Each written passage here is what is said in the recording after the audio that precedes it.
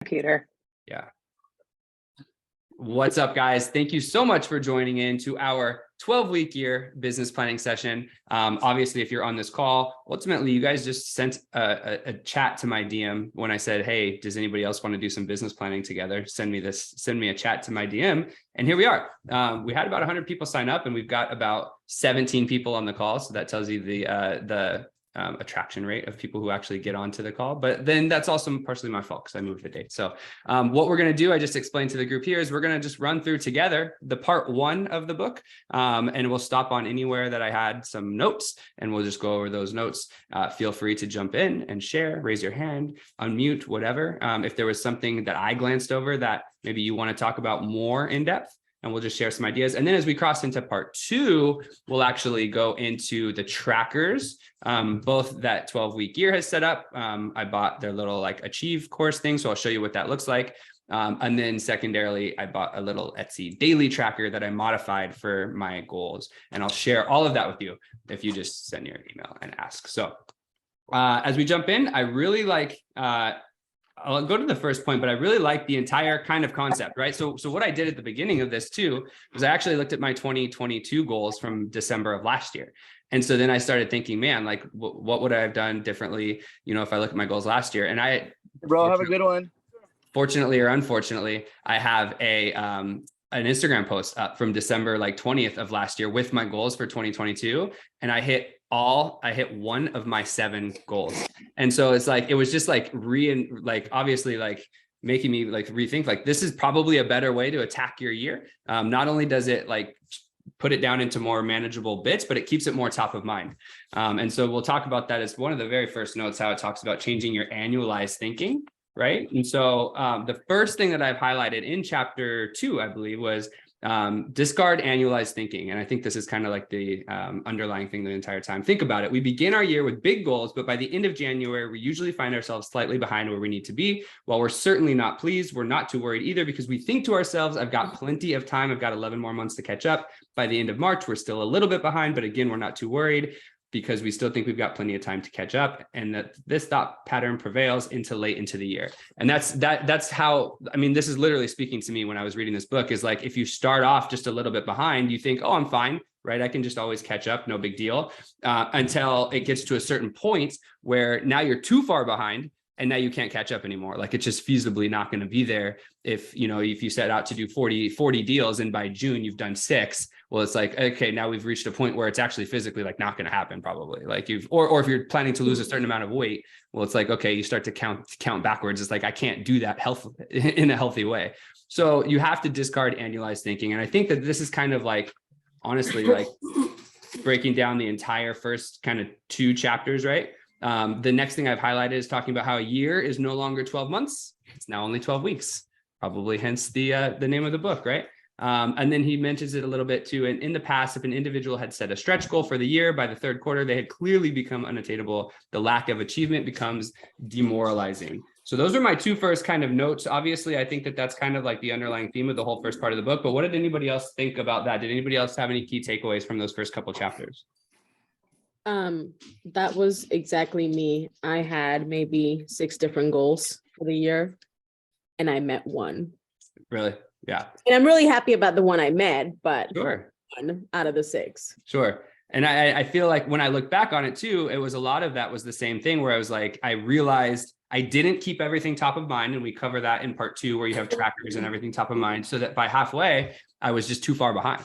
And then I just got demoralized and I just let my thinking go awry, Okay. So then as I move on, my next Post-it note talks about, I think it's in chapter 3, talks about if you're going to perform at a high level, take new ground and be great, then you better have a vision that is compelling. In order to achieve a high level of performance that is greater than your current performance, you'll need a vision of the future that is bigger than your present. You must find a vision in which you are emotionally connected. Without a compelling vision, you'll discover that there's no reason to go through the pain of the change. Who did their vision already? 1, 2, 3, 4, 5.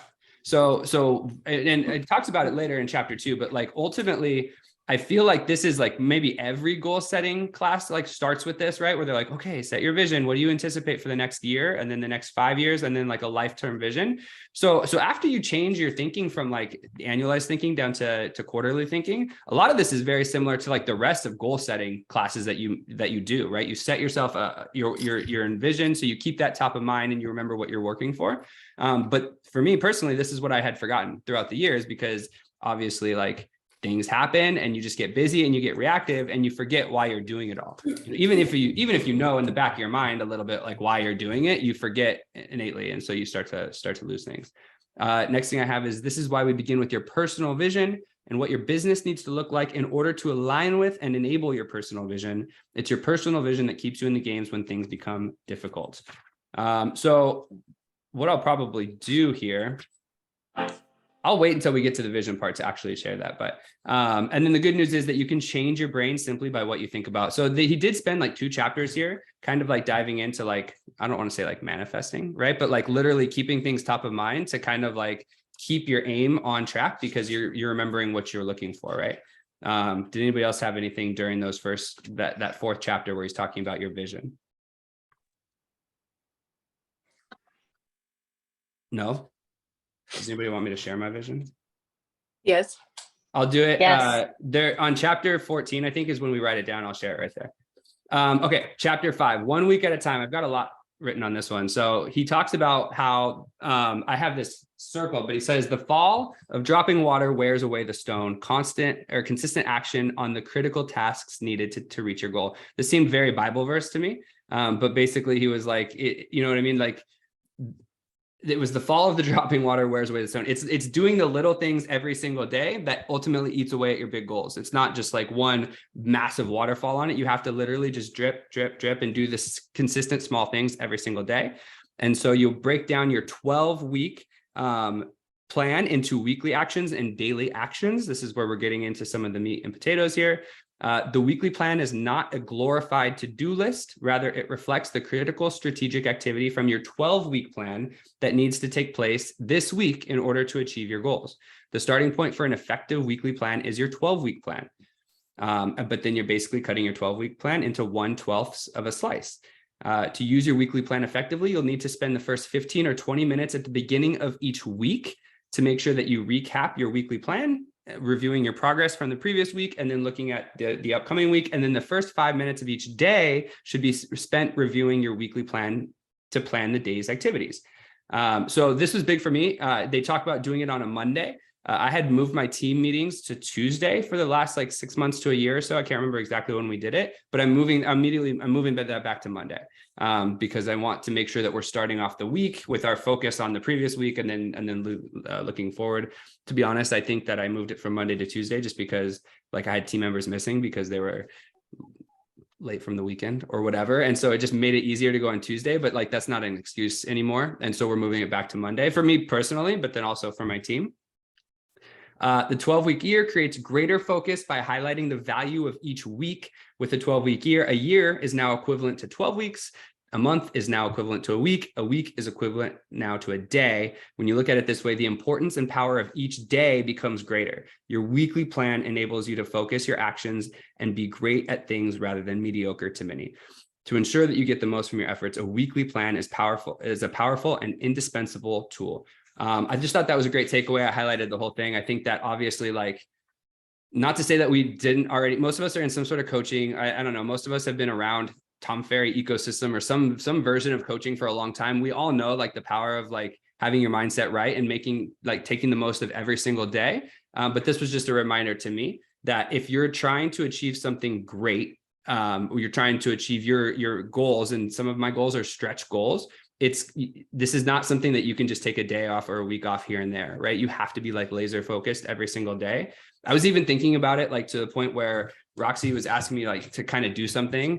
And I was thinking, I'm like, man, if I do that, I'm going to go out drinking and then I'm going to be hungover the next day. I just can't afford to lose a day right now. I'm so like laser focused, and maybe that's like a lame way to approach it. Cause like you do need to mix in, and he talks about it, like some fun and personal stuff and stuff like that. But it's more so like that stuff needs to also be calendared and away from your work time. And if you take advantage, or you do one day, you know what I mean? You lose one day in this system, that's the equivalent of losing a week in our old system. So it just reiterated the importance of every single day, and not wasting it, right? Did anybody else have any notes there from like the first, that chapter 5? Nope. Okay. Chapter 6, he jumps into measuring the results, right? And this was interesting because I have a few things highlighted here about keeping score. I think this is where he says, he talks about lag indicators and leading indicators. And so this is kind of maybe more, I mean, this is for everybody. This is definitely important for like the team leaders out there. Like we do a lot of online lead generation. And so like when we're trying to gauge how many deals we're going to do for a quarter or a month or a year, whatever, it's one thing to look at how many deals have closed, but it's more important to look at the leading indicators, especially in our businesses. Like how many leads did we take in? How many calls did we make? How many contacts did we make? It's almost like the old school, like if you're trying to predict the market, you can look at, all the closings that happened over the last 3 months, or you can look at the leading indicators, like what's the mortgage rate, how many mortgage rate applications were taken this month? Because that's more of an indicator of what's going to happen versus what did happen. And so this is the same thing though, measuring your results versus measuring the leading indicators. So lagging indicators would be like income, sales to date, commission dollars, pounds lost, body fat percentage, whatever. Leading indicators are the activities that produce the end results, calls, referrals, all that type of stuff. An effective measurement system will have a combination of leading and lagging indicators. Because if you're trying to lose 10 pounds, you can't just use the lagging indicator of how many pounds you lost as the only measurement, because obviously some of that stuff happens after. You have to track your activities. How many times did you go to the gym? Are you following a diet, right? We urge you to strive for excellence, not perfection. We have found that if you successfully complete 85% of the activities in your weekly plan, then you will most likely achieve your objectives. I highlighted it, but I kind of just I also feel like you should still shoot for 100%. And if you end at 85%, then you're doing great, but don't try to aim for 85% because then you might end at 70%. So I did highlight that, but intentionality, this is where he gets into time blocking. And this is really, really important because me particularly, I'm very good about using my calendar, especially nowadays in the era of Zoom calls, right? And stuff like that. Like Davisha knows I missed a call with her last week or 2 weeks ago because I didn't put it on my calendar. And so if you do that, obviously Zoom calls, it's one thing, but if you're trying to plan out your actual week, in this case, you have to use time blocking. So they break it down into 3 sets of strategic blocks, which are 3-hour blocks of uninterrupted time that are scheduled into each week. 1 strategic block per week is sufficient. I don't know. I think I might have to do 2 or 3 strategic blocks, especially if you have 5, 6 goals or something like that. Tavisha, I don't need your commentary in the chat. And so the strategic blocks are really important though, to put that in. And it's not necessarily I'm thinking it's not going to be a strategic block of calling. It's a strategic in my calendar. It'll say strategic block, right? Or it'll be money making time, or it'll have some sort of different title on there. But that's the time that I know that I'll be doing these strategic activities that have to happen each day or week. But some of my stuff is a daily activity too. And so I think I'll probably end up doing an hour strategic block a day and then 1 3-hour strategic block a week to make sure that those times are set where it's that's your money making time, right? That's your prospecting time. That's your CMA time. That's your, the stuff that you have to do. I'm not necessarily saying geographic farming and stuff like that gets done once a month, but just the daily or weekly stuff that has to happen should be in a strategic block. Then you have buffer blocks. And so this is my coach, Steve Scholl, who I've coached with for a while. He had these 2 where they were doing basically buffer blocks where you would put something in and that's your timing for your appointments or to respond to your phone calls or something like that, right? So you may not know what's going in your buffer block yet when you put it into your week for that week, or you should have probably one of these a day, truthfully, maybe from 3 to 4. And so what you're doing though is as stuff comes up throughout the week, like a showing or you're putting it into a buffer block. So it's hey, I do have a time available from 3 to 4 on Tuesday or Thursday. Can I do it then? Because that's the time. Because otherwise what happens is you take the first available window and you put it during one of your strategic blocks and it throws off your entire thing. You know what I mean? If I have 1 strategic block set from 8 to 11 on a Thursday, and then I go do a showing in the middle of it, I've just lost the whole 3 hours because you have to get back in your mindset. You have to restart the whole thing. It's just not a good look. So setting up buffer blocks He put 30-minute buffer block a day. I'll probably do something like that. I'll probably be like an hour buffer block. And then the old Steve Scholism, I don't know if he says it in here, but if you don't have anything in that buffer block, you can do something else with that time, like whether that you get some time back. And so like you can make some content, you can do, you know what I mean? Like ultimately you'll have 2 or 3 tasks that you need to get done that maybe you didn't throughout the week. So you have those buffer blocks to put in. And then lastly is breakout blocks. And so that is something spent on time other than work.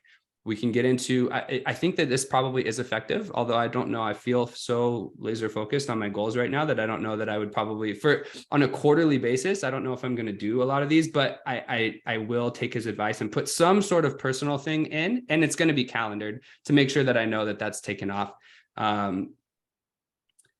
I don't know, man. I don't know where I'm going to fit this in on a monthly basis, but I do have a couple personal goals, so I guess I will be able to use those. Did anybody else have anything built out or anything with the time blocking schedule that you guys want to share?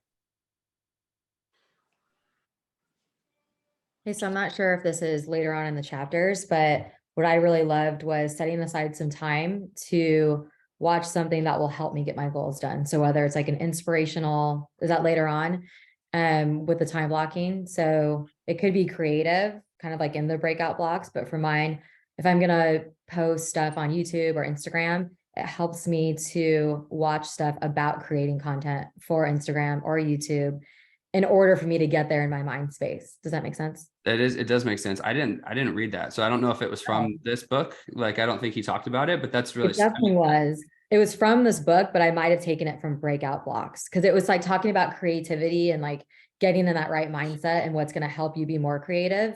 And for me, like, I can't like get in that mindset of actually being on video if I'm not watching other people do it or watching the tips for it. So for me, it was like, oh, I'm just going to watch videos then. And that will be my breakout block, maybe. I agree. I agree. I have the same issue sometimes where it's like when you're doing something creative, it's not, you can't just turn on creativity sometimes. So it's really tough to time block creative times, you know what I mean? And so like, so you might be right, like setting aside something ahead of time that's going to get you into a more creative mindset might be the move. So like, but I've always had an issue with that even for years. I'm like, how do I time block creative time? It's tough, right? Because you're not always in the creative mood. And so that might be a really good idea to like preface some creative time with like some inspirational time or some sort of thing where like you might time block out an hour on TikTok before you get creative because it gets your creative juices flowing or something like that. Yeah, exactly.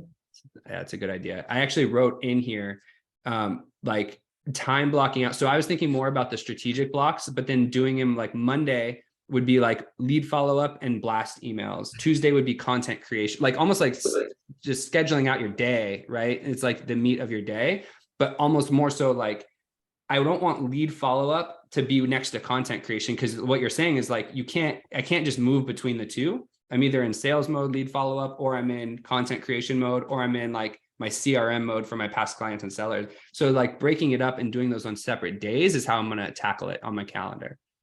I had that written. So I don't know, like, I don't know where you got that because I don't see it in here, but at the same time, like it makes total sense. Okay. So I'm on to chapter 8. We talked about accountability as ownership. I don't know. I wrote, people will win big in this market and people will go out of business in this market. It's the same market. Choice is yours. I wrote that because I think I heard that at the Real conference. I don't remember who said it. And then maybe it was something that said, oh, okay. So in that part, he said, we're waiting for the economy to pick up. We're waiting for the housing market to turn around. The truth is you don't control any of those things. And so accountability is not consequences, but it's ownership. So he starts talking about, I took this as a team leader kind of page, is like, sometimes I think that accountability, especially with my team members, is me like coming down hard on them for not doing something. And that's not necessarily the case at all. Team members, especially, like they want to be held accountable. Like they have these goals in place and they want some sort of system and structure, and getting on a weekly call and reviewing the stuff and then being like, okay, what happened? Like, how do we change that for the next time? That's not being hard on them. It's actually just holding them accountable to the things that they said, which are going toward a larger vision for them. So it's almost like rude not to do that if you're in a team leader perspective. So he talks about, that's what he said. We always have a choice. The truth is we don't control anything on the external and the choice is always yours. Maybe that's why I wrote that quote about this market it's a bad market for everybody, right? Or it's the same market for everybody. So the choice is going to be yours, how you thrive in this market. Chapter 9, interest versus commitment. I did write that there was a Tom Ferry-ism there, because he always says, are you interested or are you committed? Right. And so like he talks about basically if this guy told the thing about how chickens are interested and pigs are committed. I thought that was an interesting little anecdote there, but like ultimately, I don't know if it was pretty funny, but like, is this something that's like, are you committed to these goals, or is this just something that you kind of like want to happen? You know what I mean? And so like, this is more of an internal question that you just have to ask yourself, almost to the point of like this business, right? Is this just something you're interested in? You want to make some money on the side? Are you actually committed to this business? Because if you're putting down something like, do 30 or 40 deals a year, you better be committed. That's not like part-time work. That's going to take a full level of your commitment. That's going to take marketing dollars, spend. It's not just something that's going to happen. You could be on this call, or you could be at your brokerage as some sort of like maybe a second job or a side job, and you're interested in it. You're interested in selling a $4 million house. Sure. That sounds interesting. That sounds great. But are you committed to actually putting these plans in place? And so I didn't highlight anything in there, but it was more so like, that's actually like summed up that I'm really committed in my head about making this work.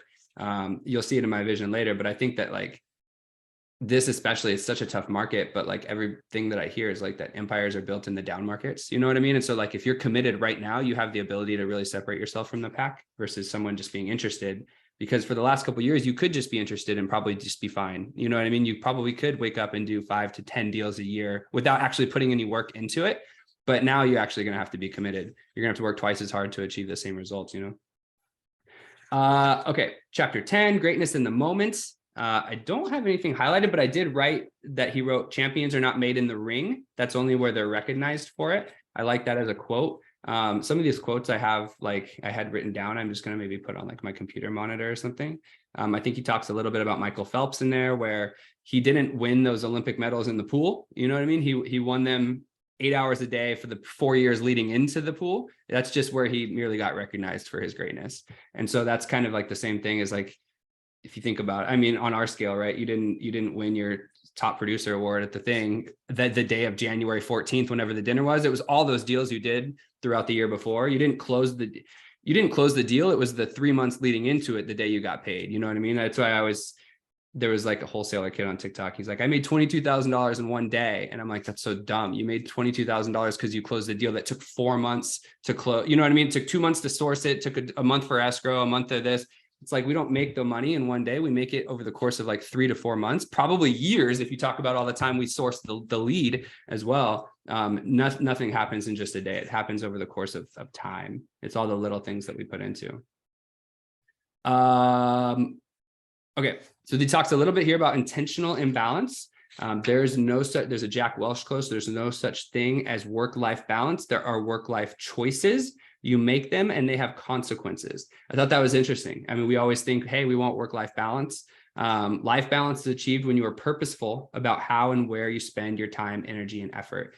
I really like that. He's basically saying like, hey, like, institute a plan and stick with it and make your work time and your personal time your personal time. You know what I mean? You don't necessarily like if you can time block these out, you can have a fulfilling in both. There was an old quote and I can't remember, the guy was like, basically when you're at work, you focus on work. And then when you're on vacation, you focus on vacation. Otherwise, when you're on vacation, you'll be thinking about work. And when you're at work, you'll be thinking about vacation. Right. And then, so I've always thought about that in the back of my head. I don't think that was from this book, but it was just like, be intentional about your time.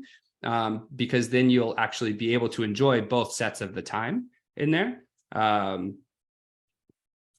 else did I have highlighted there? He actually talked about how you can use 12-week year to improve your relationships, create more romance, right, with your spouse. I thought that was really interesting. And then you can even take it into like spiritual and financial goals and stuff like that for your personal side. That's the end of part 1. So did anybody else have any like notes or anything like that from part 1 that they wanted to tap on a little bit? I thought it was interesting that it said that when you work one task at a time, you're more likely to achieve it or complete it or do better. Totally. In tackling 5 different things. Totally.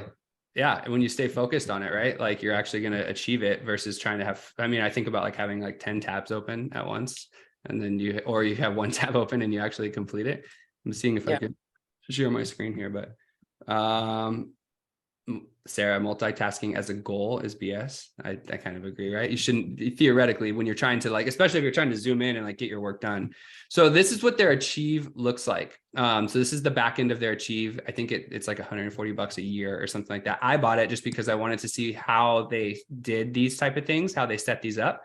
And then what I did, I don't know if you can still see it, but then I also I bought this daily habits tracker. So this is actually a monthly one. She's got tabs on the bottom for all the months. It's kind of interesting because we get to have like a bonus 4 weeks here. It technically, like if you started today, you can set your Q1 goals and you actually have like the month of December to kind of bonus them out, which is how I'm looking at it. It's like, cool, this first set, I actually get 16 weeks instead of 12, but it's going to help me get into the mode of like tracking all this stuff as well, get into the habits so that by January 2nd, I feel very comfortable with it. But so what I did was I took it's just a daily habits tracker. So what she did was actually just kind of like this part.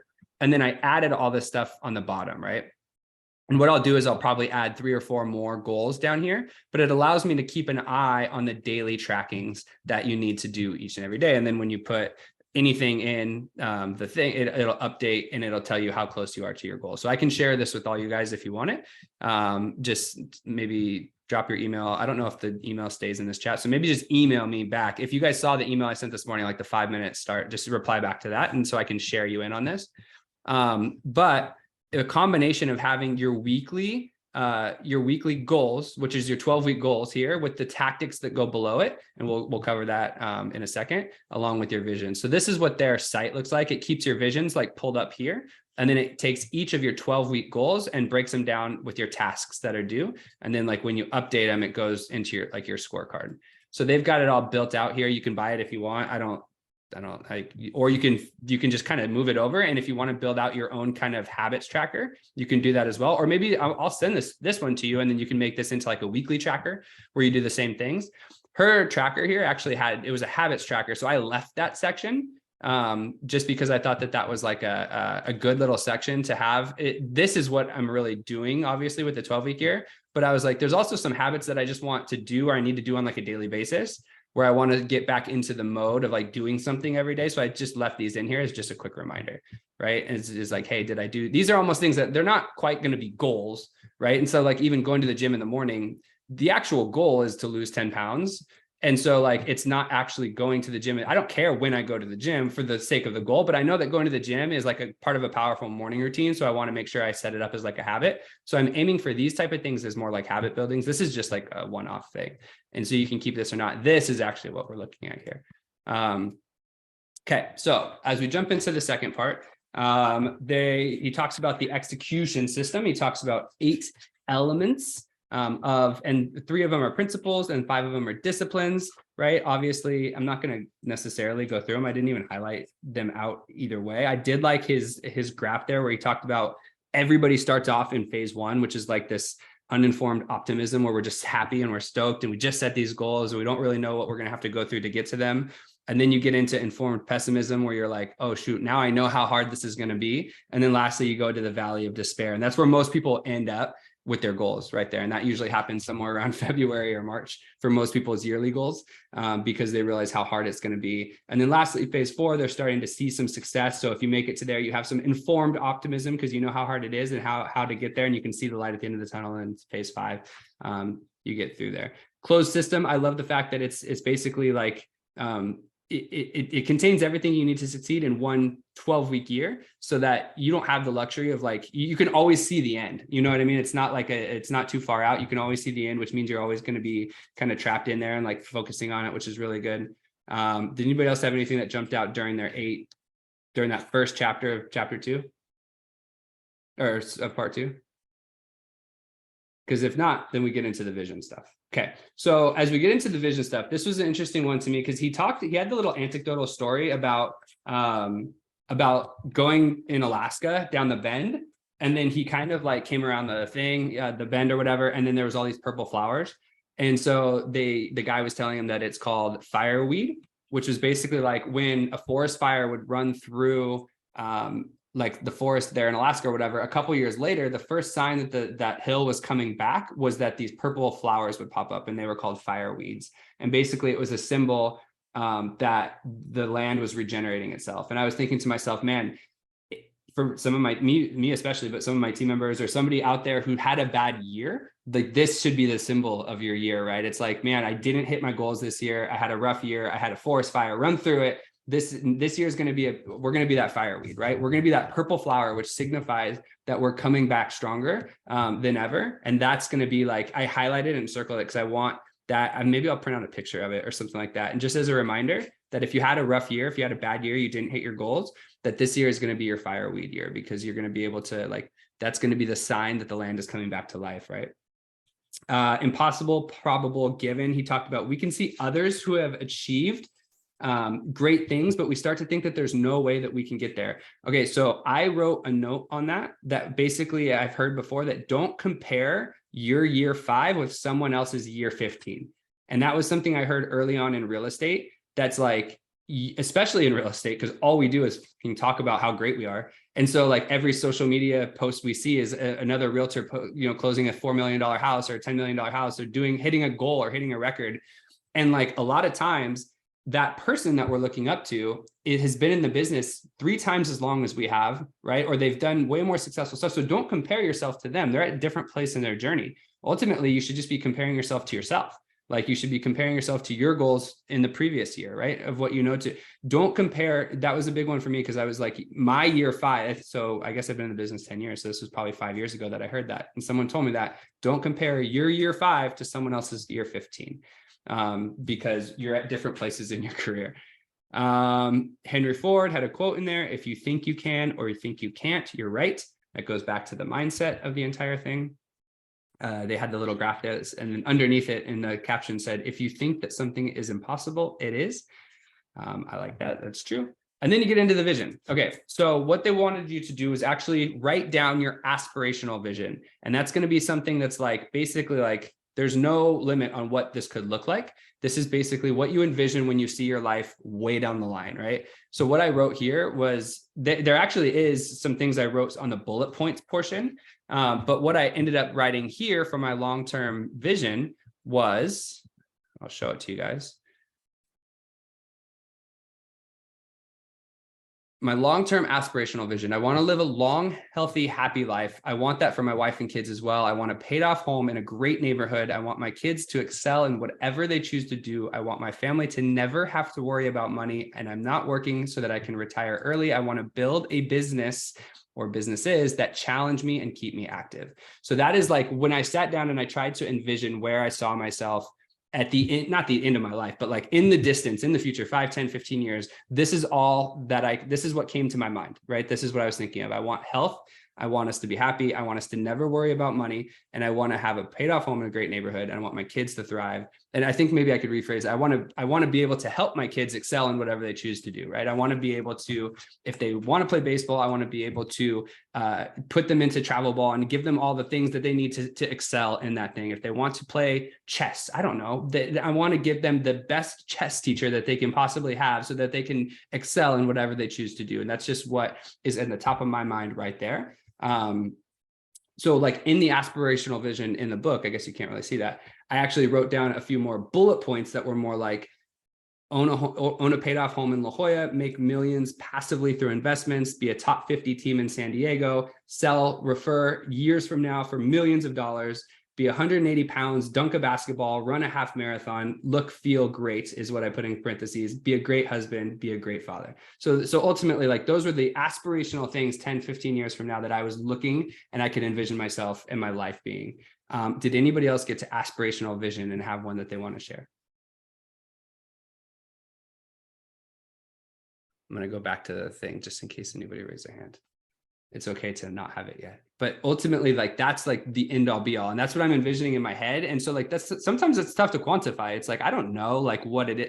Like if you ask me what school district, I don't know, like that's getting too in the weeds. I think ultimately I just have a vision of what like I want my life to look like later on. And so that's what I broke it down into. If no one has one that they have next, I'll go into my 3-year vision, which is actually a little bit more strategic. Oh, Risha, you raise your hand. So mine was vacation focused. So one of the things that we really wanted to do was to do like a giant family vacation. And I want to do that once a year. So Oh, I that's mean, like awesome. going to Italy with the kids and just exposing them to more like cultural stuff. And so with the aspirational vision, like instead of having it be like spend more family time together, I actually narrowed it down further into actually go on one major vacation and then have like, I think I wrote down 5 small little family getaways because we do about 3 a year, but I want to do obviously like bigger things. So 5 small ones, and that can be like to Florida. I live in Tennessee now. So Florida, going back to San Diego, just stuff like that, just to give them more exposure to the United States. And then one really big major vacation with just my husband a year.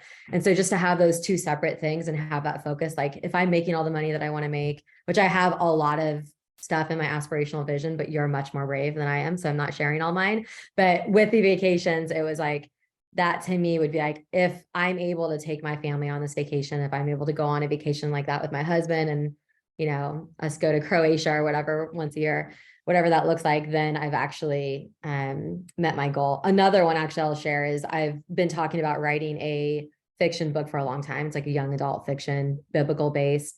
And the story just keeps changing and stuff. So that was one of the things I wrote, was that it's already done, making income from it and actually influencing people in a positive way through the book. So those are my 2 big things. That's awesome. Could you roll those into, so your aspirational vision might be like, I'm a successful author, or you know what I mean? I'm a published author with a successful children's book, right? Or something like that. Exactly. So as you roll it into, because I don't know if he talks about it in here, but maybe that's further in the goals part where he talks about making positive, like framing it in a positive way. So as opposed to like, I can't remember exactly what it's like, because I didn't highlight it. I just remember it from the book, but basically like instead of, it's like an outcome, like it already happened.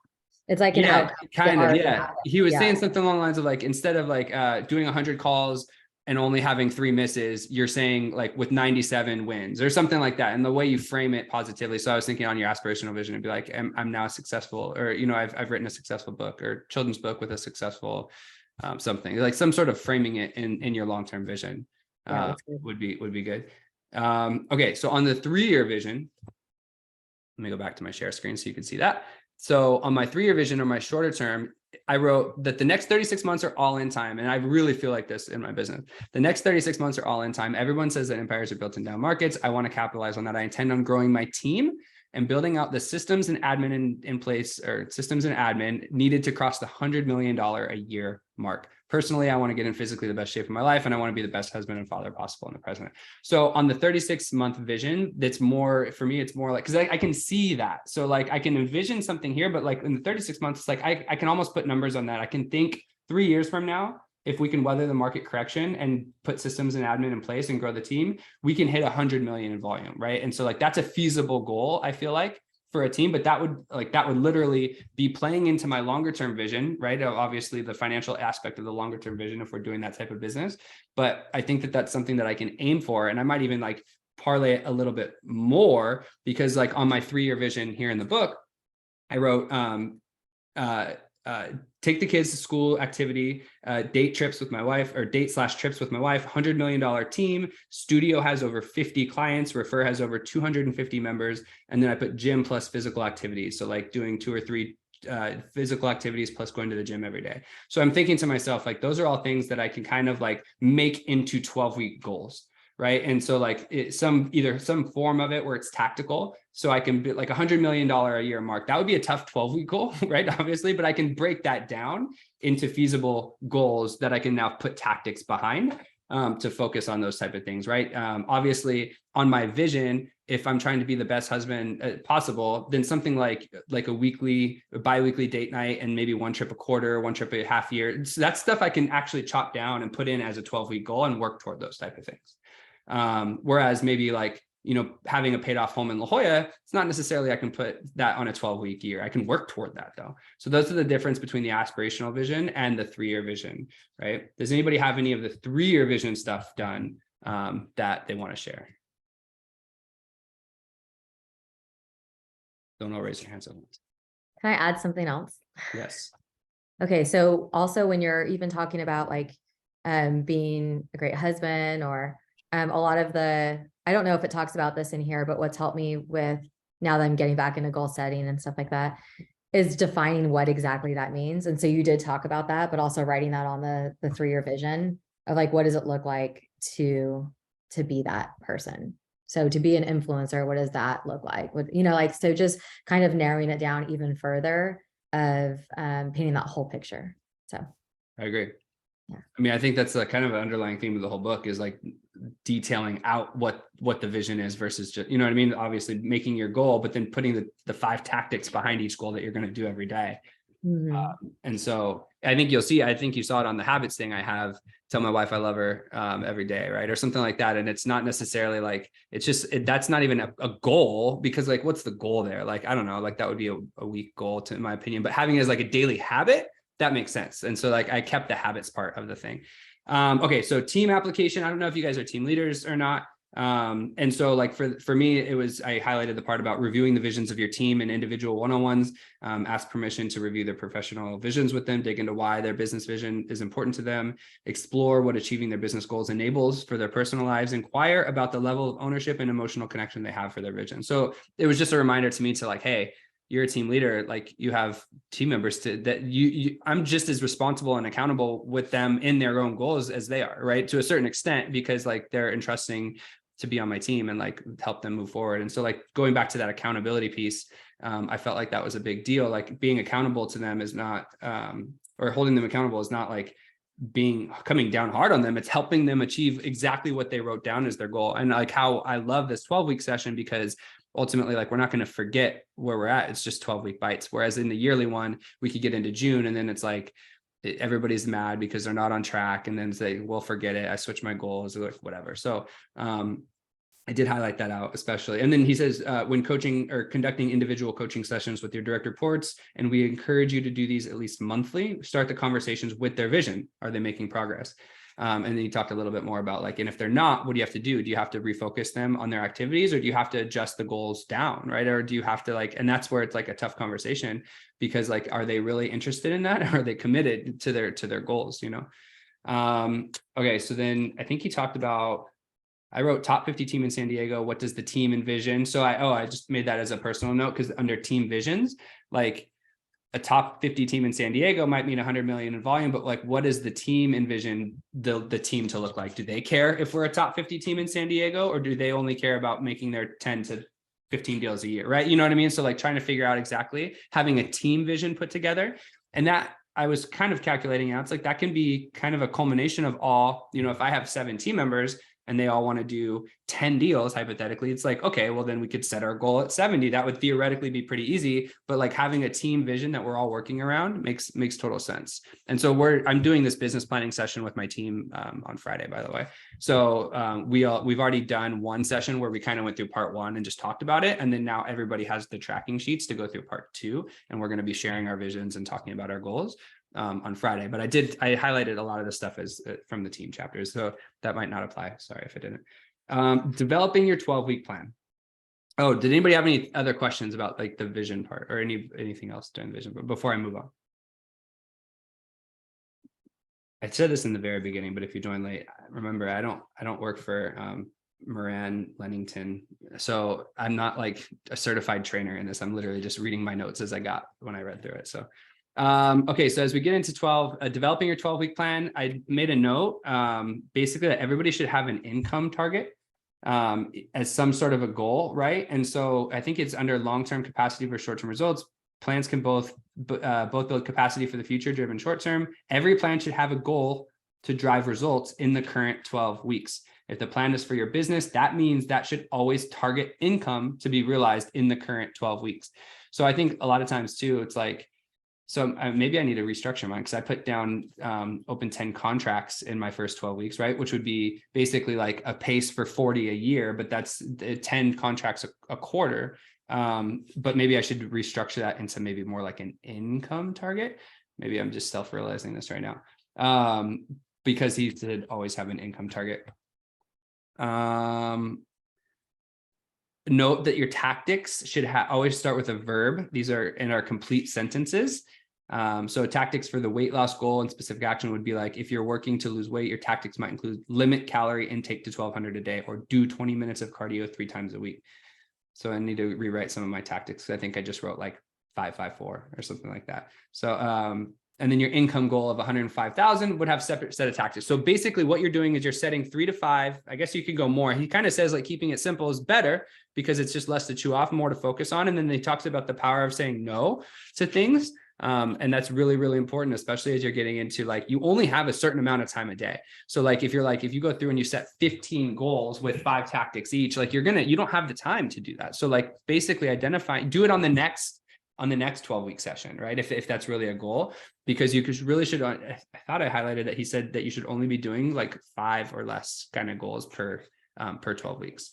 But that being said, like obviously being strategic about having your goals, and then 3 to 5 tactics under each goal. And those will be due on a daily or weekly basis. And that's what you're reviewing every Monday on your review thing, is if you're actually doing those things. Let's see here. Establishing your 12-week goals. Okay, so this is where I actually wrote down my 3 12-week goals, which you saw on the 12-week year. So let me see if I can go back here. There's some stuff in the way, so I don't know how to get off of this page. There we go. So if they have on their thing, they have your 3 12-week goals. I actually put it on my daily habits as well. So my 3 12-week goals, I'm going to add 2 more probably, because I just want to know which ones to choose, but are going to be 10 new contracts. So maybe I would restructure this into the income version of that. Lose 10 pounds and then cross 10 new clients at studio. Those all technically are leading toward my aspirational, my 36-month vision, right? And then underneath each one, I have 3 to 5 tactics about what needs to be done to make sure I hit those goals, right? And so under each one, I actually put, for 10 new contracts, I have Tom Ferry's. That's Tom. I need to reword this with a verb first, but Tom Ferry's 554 Monday through Friday. So I don't know if anybody else knows what 554s are. We have some Tom Ferry people in here, right? I haven't been in Tom Ferry for like 3 years. So Krista and Marissa, you guys can correct me if I'm wrong, but do they still teach 554s? Yes. Sure do. Okay. So 554s is basically talking to 14 people a day, right? And it's going to be 5 new people, 5 follow-ups, and 4 past clients or spheres. Am I saying that right? Tom Ferry people? I don't Yeah, I remember think you just the said it. 554. So is Jeff not teaching that? I'm just wondering if it's still being taught is all, because it's been like 5 years since I was in Tom Ferry. I have a different coach, but I always use 554. Okay, so if not, what else? My coach hasn't mentioned it, but I'm pretty new to coaching, but I've seen like other people in the Tom Ferry ecosystem mention it. Got it. Yeah, So, it's 5 people from your database or sphere, 5 new people, and 4 leads. okay, so here I'm sharing this with you right now. This is basically a rough version of, I just made this right before this call, so I can share it with you as well. But you do the same thing as the daily tracker, right? But it's on just a separate Google sheet, and it's every single day. So wait, say that again, Krista. It's 5 people from your past clients or sphere. Sorry, I lost my screen. Yeah, so 5 people from database or sphere, and then 5 new people, and then 4 leads, follow up on 4 leads Okay, that so you've then spoken to previously. it's actually, this is going to be PC sphere, I think. And then I'll change the color. Okay, so it's 5.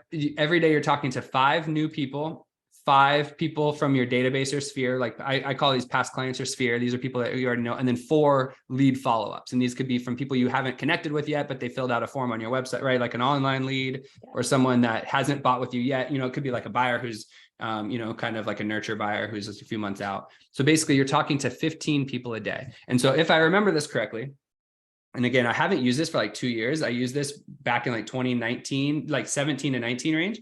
But it's basically you having a conversation with that person about a real estate related thing. And it doesn't necessarily have to be like full on doing a CMA for them, but some sort of real estate. So if I bump into Marissa in the street or at Trader Joe's and I'm like, hey, what's up? How are you? That doesn't necessarily count like as a full conversation unless you get in and have like a real meaningful conversation. It's not just like you waving at somebody. It actually has to be like a full conversation. So it doesn't have to be like a full on, like you search properties for them. It can be a little bit less than that, and don't cheat yourself. Like, if it was like a real conversation or if you just in passing said hi to someone, that doesn't count. But in the age of social media, it's easier because you can have those conversations via Instagram DM or something like that. The medium doesn't matter. If I recall this, correct me if I'm wrong, Tom Ferry people, but the medium doesn't matter as long as you have a back and forth conversation.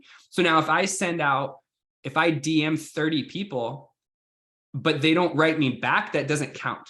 Like they have to write you back and have a conversation with you. And so this used to be, you could only do this via door knocking or by the phone. But now you can also text, you can DM, you can comment on, you know what I mean? If you have a back and forth conversation, that counts. So basically the whole underlying theme to this is, are you having enough conversations every single day? You should be having, in Tom Ferry world, you should be having 14 conversations every single day. And if you do at the end of the day, right? And so what you do on this tracker is you say, Marissa, it's Fontanes? Fontanes.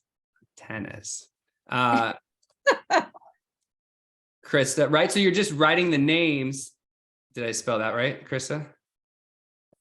No, but it's okay. We'll just keep moving.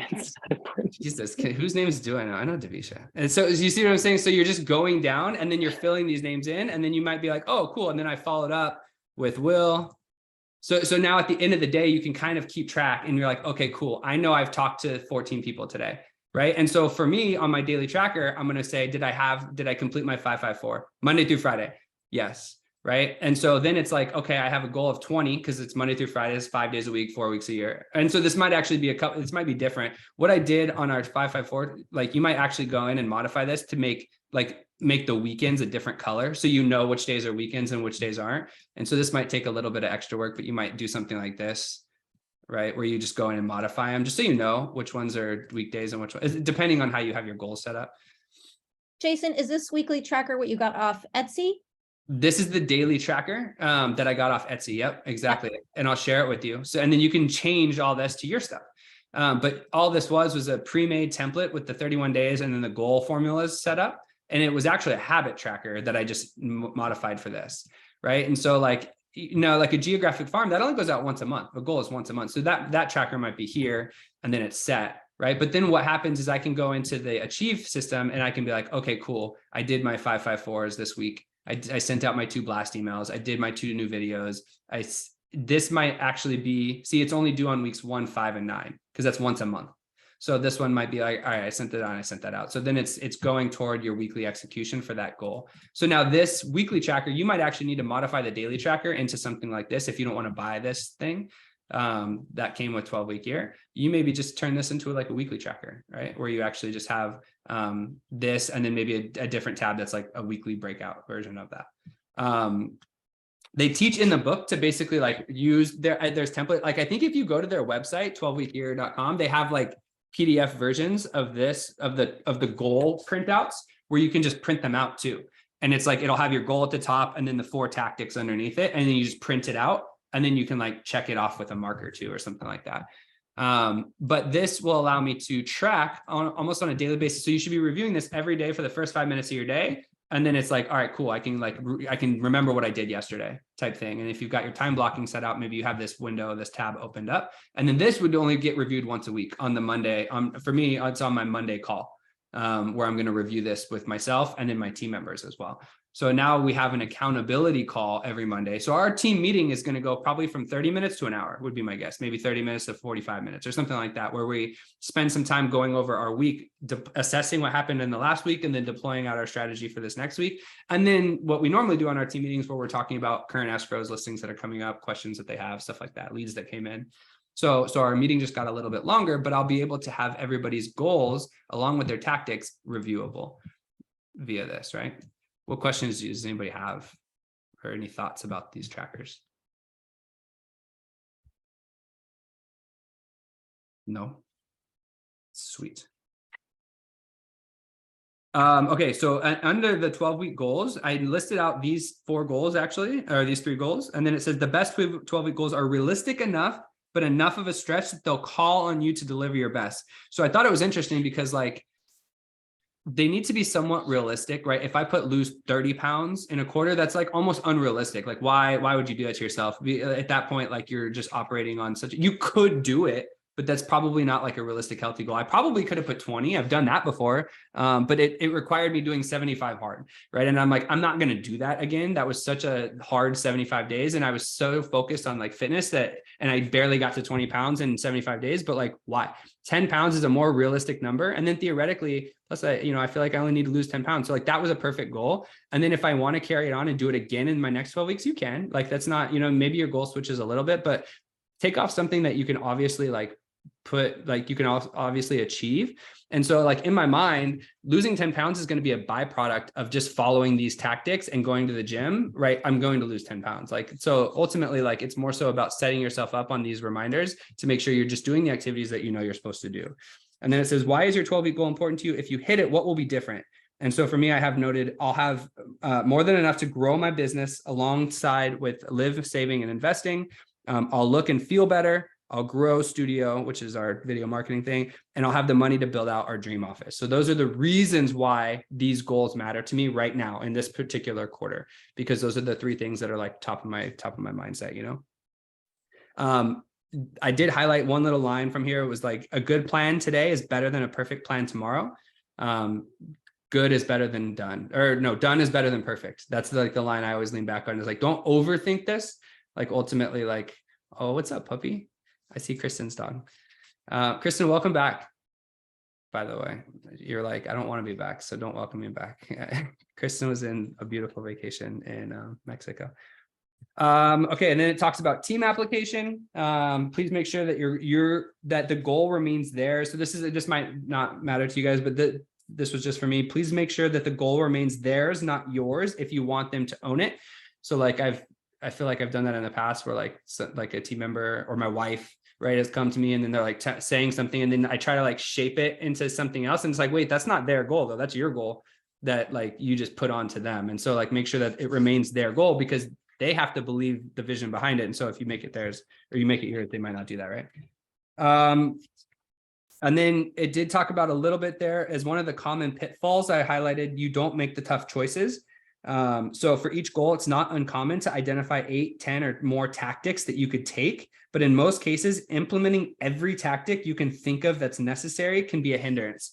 That's what I came back to with the weight loss one. It's like, sure, I could do 75 hard, which is like very good, like extreme workout thing. But it's like, I don't know that I need to do all that. I think if I do these 4 things, I'll be just fine. And so putting 75 hard in place would probably hit the goal, but it could also be a hindrance, because if I don't complete it or, I get sidetracked or whatever, then I could beat myself up over it. I think that this was a more manageable thing for me, because it's basically just being consistent and doing stuff that I kind of already do, which will help achieve the goal. I don't have to go super crazy hard there. Any questions so far about establishing your goal on the 12-week year, like establishing your 5 goals or so, 3 to 5 to 6 goals? Nope. Sweet. I'll move on. Installing process control. This was chapter 15. Mike Tyson said that everyone has a plan until they get hit in the mouth. I've heard that before. That was a great phrase. Basically, it's like, cool, we can do all this. We can come up with 12-week plans. We can set up a daily tracking. Great, until 3 weeks in and we get a listing appointment in the middle of our strategic block, right? And then what happens? And so like ultimately having process controls, this is where it talks about weekly plans. They do it on Monday, and having a printed weekly plan basically becomes the document you use to manage each day. I'm going to print out my 3, I'll probably have 5, but bye guys, if you're jumping off. I do have this recorded, so I'll send it out via email. But I'm going to have my 3, what will probably end up as 5 plans with the tactics, and just cut really small. And then I'm going to have them taped right to the bottom of my monitor, right? And so like you might have them on your bathroom mirror or somewhere else that you like a schedule, or some people are using paper calendars, right? Where they just have it written down in there. That's cool. But having some sort of like weekly plan printed or visible that's connected to your long-term vision is the best way to move forward with this. And so ultimately that's what I had to note there, was like print it out.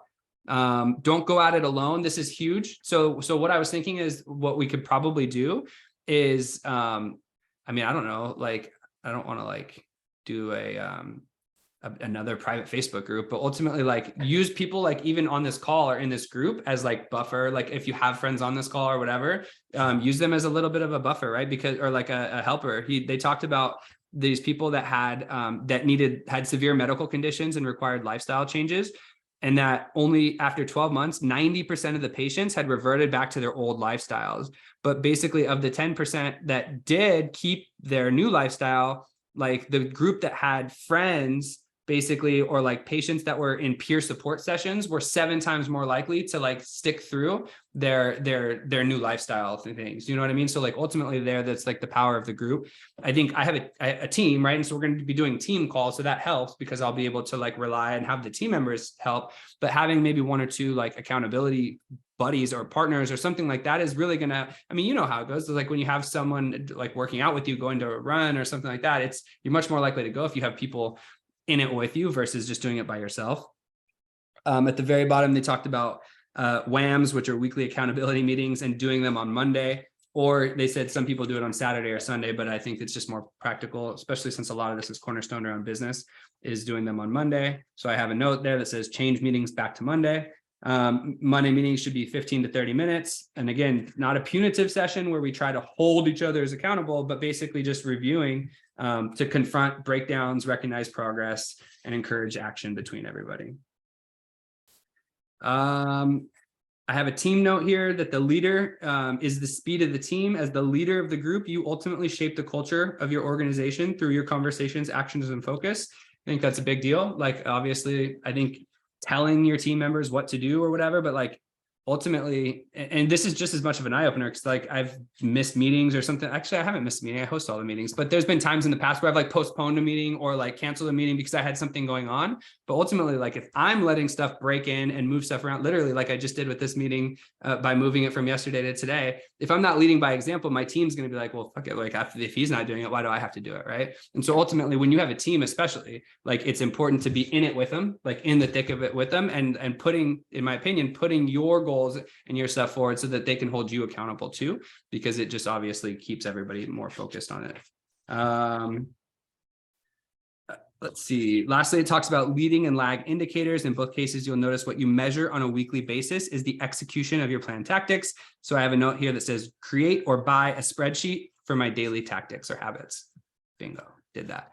And so like that's big to me. And like getting back to even the 554 sheet was really important. Like obviously we all have CRMs now that we use, right? So like ultimately like you'll probably be doing all your stuff in your CRM because you're tracking your calls and stuff like that. But having the separate sheet will allow me to remind myself like what I did that day. Like, did I do enough? And so that is actually the last note that I made. I think the last 2 chapters I kind of like breezed over because I kept coming back to my vision and my goals at this point. What else does anybody else have to share from like that kind of like creating your visions and goals and putting them down onto trackers and like basically like moving forward with those? Does anybody else have anything else to share from that? I do. Kind of to the point of make your visions or goals specific. So kind of like, you know, how your example of, oh, you want to have 10 contracts, but what does that look like in numbers? So I did that last year. I had like a certain number of contracts I wanted to hit for this year. But for next year, I said exactly how much I wanted to make in income and however many deals it takes to get there. Or whatever way I get there, you know, it could be a referral that I give, it could be, you know, a referral that I get, or it doesn't matter. Yeah, I mean, I think you're absolutely right. Like ultimately, like why do I want 10 contracts in the first quarter? It's because it provides the income necessary to do all the other things that I like laid out in my vision, right? It allows me to provide for my family. It allows me to grow my business, all that type of stuff. So I guess it doesn't matter if it's 10 or 8 or 12, as long as I get the amount of income that I need. So I should actually frame it as an amount of income. I think for me, I was always like, well, for the last 4 years, my average sales price is $1 million every year. It doesn't get, you know what I mean? So like, I'm like, okay, I kind of figured that 10 is going to be same average sales price. It's going to be 10, you know what I mean? So I could kind of figure that out, but you're absolutely right. I should reframe it as an income goal versus because if I do one deal for 40 million, like, I don't know, like technically that could achieve the same result. So it should probably be an income goal. And he said it in the book, it should be an income goal. Okay, Ryan Serhant, but go off. No, that's what he said. I think you're right, is what I'm saying. It's like, it should be more of an income goal versus just a contracts goal. What else? Does anybody else have any feedback so far from what we got out of the book? I see people writing. I don't know if they're writing my great words of wisdom or if they're just like checking their phone to see the score. That's all I've got. Honestly, that was the last note that I took down. So what I'll do, if you want to email me back. So if you did even get that email I just sent out right before the call where it's like 5 minutes, Marissa, you're on the audience. I think check your spam. I confirmed that your email is on the audience,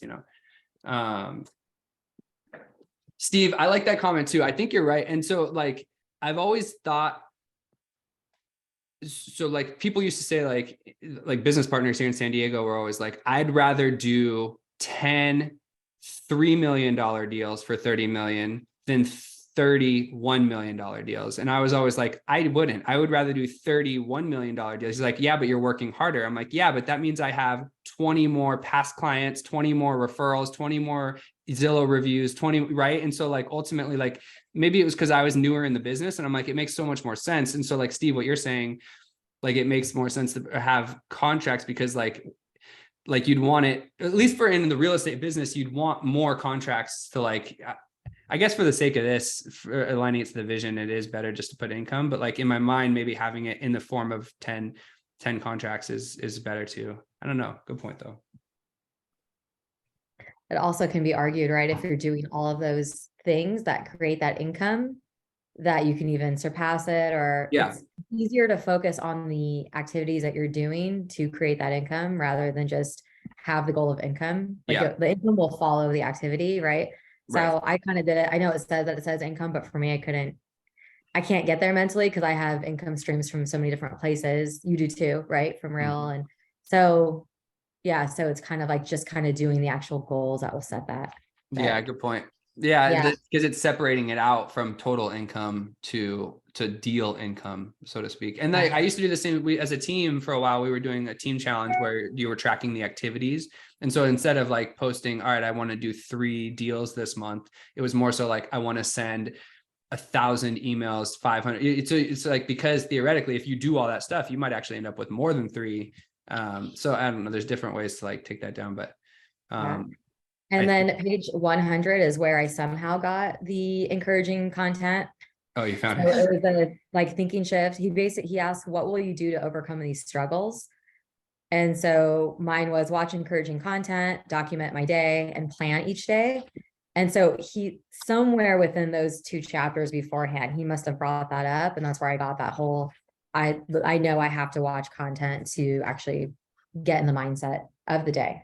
So that's where we were looking for it, but it might not have been fully suggested, but that's where I got that creative encouragement or something like that. So if you guys are looking for it, that's where it might be. So it's somewhere around page 100. Somewhere around, page 100. There it is. What did everybody else think about the book? Was it good, bad, interesting, not interesting? I thought it was awesome. I've never really read a book of something of this kind of magnitude. I was really thinking annualized the whole time. Same. And then when I really got into it and read, and I was actually doing Audible at the same time to really absorb everything, and it blew my mind. I was like, you know what, this is true, because I'm getting pumped and amped for year end, and I'm like, as I was reading the book, I'm like, what the heck am I doing? I'm like, I should be breaking it down into 4 different segments per year, and having one main goal for the entire 12 weeks, and then breaking it down into 3 different points, and then planning, not just planning, but strategizing the entire plan. So it blew my mind. If I had any hair on my head, I would have been pulling it off from the excitement. I really feel like it's almost like the first 2 chapters or whatever, where they talk about discarding annualized thinking and going into quarterly thinking. And then the rest of it is just like a normal goal setting book, kind of like, in a sense where it's like, come up with a vision, come up with goals, come up with plans. But like by doing it on a quarterly basis versus a yearly basis, you're literally just changing the whole tenor of the year. And so, like I said at the very beginning of the call, it's like I look back at my 2022 goals and I hit 1 out of 7. And it's like, man, it's like everything he was saying was so right. It's like I either didn't care about it, or I got behind, didn't care because I had so much time to think about it until I was too far behind. And then I just dropped the goal because I was too far behind. And this is going to keep you like laser focused on a quarterly basis. You can't allow a week to slip away on a 12-week year, Cool. Absolutely. No, sorry, go ahead. I was just gonna say, any other thoughts before we wrap it up? No, I think this is a great thing to do year end. Like I'm in Vancouver, Canada, and market's a little similar and a little different at the same time. And seeing this and going through the book and realizing and being able to discard the annualized thinking and then going up with just 12-week plans. I think this was awesome for the timing and for going into the new year. Dope. So thanks, Jason. Of course. I love Vancouver. It's a beautiful city. Oh man, come on down. I'll take you for a great butter chicken tour. What? Oh, it's East Indian food, and it's big out here in Vancouver. Oh, dope. Yeah, we went up there for our baby moon, and it was really beautiful. We had some of the best sushi I've ever had was in downtown Vancouver. Oh, awesome. When'd you come? It was like 2019. Oh, okay. Yeah, it was a while ago. Beautiful city though. Cool. Anybody else have anything? Annie, I see that. Hold on. Okay. All right, I got your email, Annie. Cool. If that's it. Yeah. Hey, Yeah, thanks. if you want to be an accountability partner for the 12 weeks. Sorry, Risha, I cut you off there. Go ahead. No, I was just going to say, if anyone wants an accountability partner, I'm looking for one. I want to have a stellar year going into the new year. And so this 12-week year really blew my mind and opened my eyes to something else. And, anyone wants to have accountability partner, I'm all in and open to working together and collaborating. Dope. Appreciate you putting yourself out there like that, Ranesh.